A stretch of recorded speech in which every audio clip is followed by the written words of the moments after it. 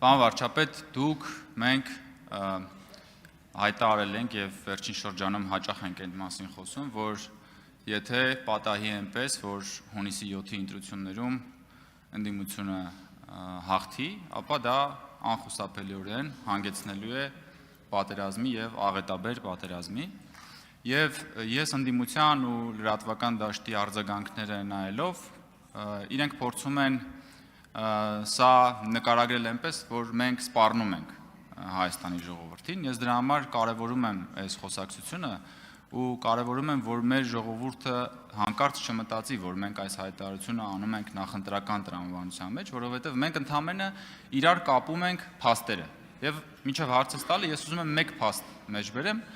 ուրեմն Ռոբերտ Քոչարյանը բոլորովին վերջերս իր հարցազրույցներից մեկում ուղիղ հայտարարել է հետևյալը, դա հրապարակային է, ասել է, որ Հայաստանը չպետք է բավարարվի իր 29743 քառակուսի կիլոմետր տարածքով։ Իհարկե ինքը չի կարողացել ամբողջը տարածքը ճշգրիտ ասել, որովհետև ինքը ուժեղ չի նաև այս հարցում, բայց այնուամենայնիվ Ռոբերտ Քոչյանի հայտարարությունը ըստ էության իրեն դարձնում է պատերազմի հրձիկ, ուղիղ, որովհետև սա փաստացի քանդում է խաղաղության ամբողջ ճարտարապետությունը, որովհետև Հայաստանի եւ Ադրբեջանի միջև նախաստորագրված համաձայնագիրը խաղաղության հռչակագիրը, սահմանազատման կանոնակարգը հիմնված են մի շատ ֆունդամենտալ փաստի վրա, Ալմա-Աթայի հռչակագրի եւ պետությունների տարածքային ամբողջականության ճանաչման վրա, ու Ռոբերտ Քոչյանը նաեւ դրանով չի ճանաչում Հայաստանի Հանրապետության տարածքային ամբողջականությունը։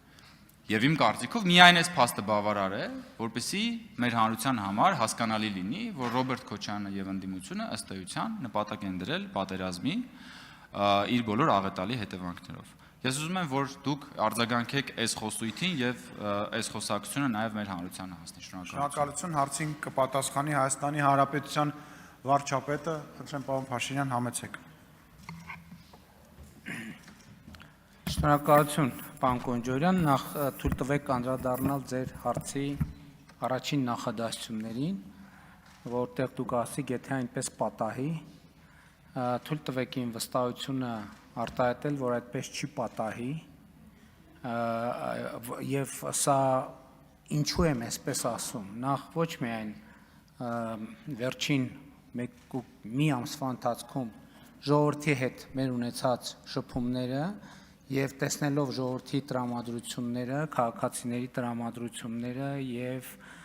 խոսույթը, երկրորդը բացի դրանից գիտեք ինչ, ի վերջո կան պատմական ցիկլեր եւ այն ինչ որ դուք նկարագրում եք կամ ինչ որ ասում եք կամ ընդդիմությունն է ասում պատմականորեն անհնար է եւ անտրամաբանական է, որովհետեւ դժվար է հավատալ, որ մի ժողովուրդ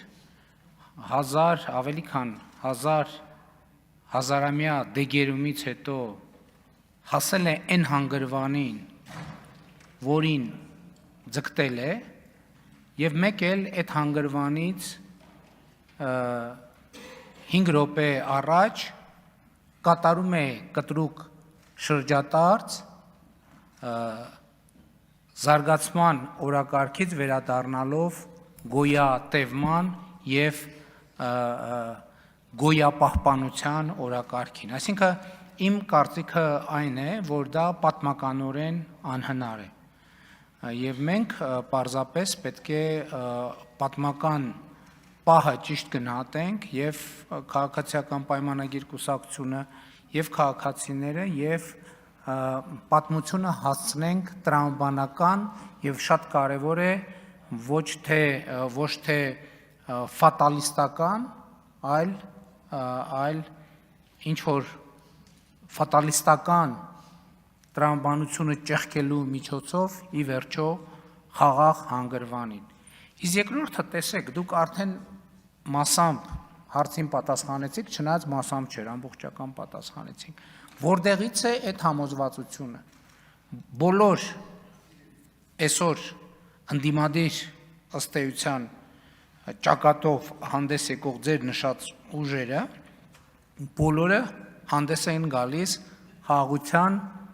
վերանայման տրամաբանությամբ, խաղաղության վերանայման տրամաբանությամբ, ընդ որում հենց իրենք օգտագործում են խաղաղությունը պարտադրելու, ուժային մեթոդներով խաղաղություն պարտադրելու եւ այլնի մասին։ Դա այլ կերպ քան պատերազմի ճանապարհ ոտք դնել անհնար է։ Այսինքն բոլորը այդ ուժերը ում եք ասում, կոնկրետ Քոչարյան, Կարապետյան, Ծառուկյան ուժեր, բոլոր երեքը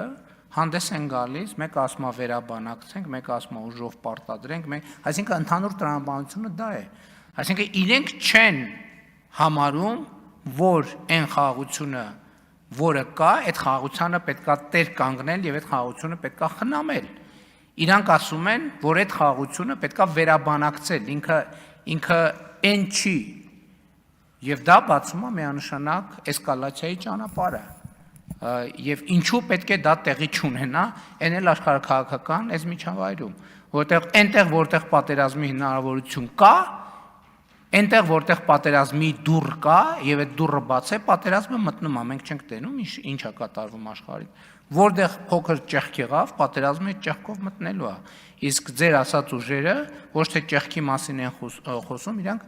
բանի դռների փեղկերը լայնորեն բացում են։ Ես էլ եմ վստահ, պարոն վարչապետ, որ Հայաստանի ժողովուրդը թույլ չի տալու դեպքերի նման զարգացումը եւ մի շատ կարևոր ու ակնհայտ պատճառով, որովհետեւ մարդկանց համար, այդ թվում նաեւ մեր քաղաքացիների հետ մեր վերջին շրջանի շփումների արդյունքում եմ սա ասում, մարդկանց համար ակնհայտ է, որ այս ուժերը այդ ապագա պատերազմը սանձազերծելու են իրենց քաղաքացիների զավակների կյանքի գնի հաշվին, ոչ թե իրենց սեփական զավակների, որտեղ նրանցից շատերը կամ Հայաստանի քաղաքացի չեն, կամ գնացել ծնվել են ուրիշ երկրներում, որ Հայաստանում զինապարտ չդառնան։ Մի խոսքով Հայաստանի ժողովրդի արյան վրա խաղադրույք անելով, այս ուժերը փորձում են Հայաստանը մտցնել պատերազմի նոր շրջափուլի մեջ եւ ես ձեզպես բնականաբար միանշանակ համոզված եմ, որ Հայաստանի ժողովուրդը դա թույլ չի տալու։ Շնորհակալություն։ Բայց մի բան էլ ասեմ, պարոն Կոջորյան, ես վստահ չեմ, որ այդ ուժերի բոլոր ներկայացուցիչները եւ բոլոր լիդերներն են հասկանում,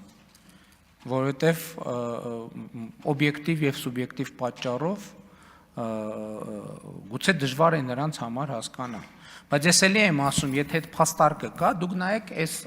դահլիճի այս հատվածի դատարկության, չէ՞։ Երկու падգամավոր կա այնտեղ, որ անդադ շատ ակտիվ հարցեր են տալիս, տվին հարցեր, տեսան բան չի ստացվում, հիմա գնացել են Ռոբերտ Քոչարյանին են բռնել, Ռոբերտ Քոչարյանին են հարցեր տալիս։ Հասկանում եք, բա եթե տենց երկիրը այդ վիճակում այս դատարկությունը ինչի մասին է։ Ընդ որում Քոչարյանին հարցեր են տալիս, գոնե հետո մոնտաժ են անում գոնե մոնտաժ են անում նոր են տեղադրում, բայց այդ չգիտեմ ժամային մոնտաժների արդյունքում մեկը բանը էլի խոսացածի մի շատ զգալի մասը տենց ժամանակը սպառվեց, թե չկասեի թե ինչա։